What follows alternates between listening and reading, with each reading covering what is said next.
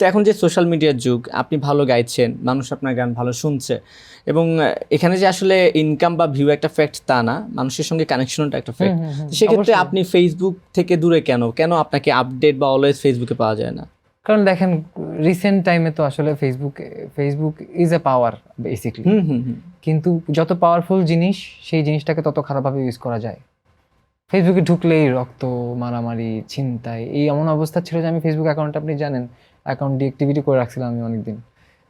খুব খারাপ লাগতেছিল, আমি রাতে ঘুমাইতে পারতাম না, এমন অবস্থা যে এত রক্ত রাস্তায়, এত মানুষ মারা যাচ্ছে। আমি খুব এগুলো নিয়ে খুব একটু ডিস্টার্বড হয়ে গেছিলাম।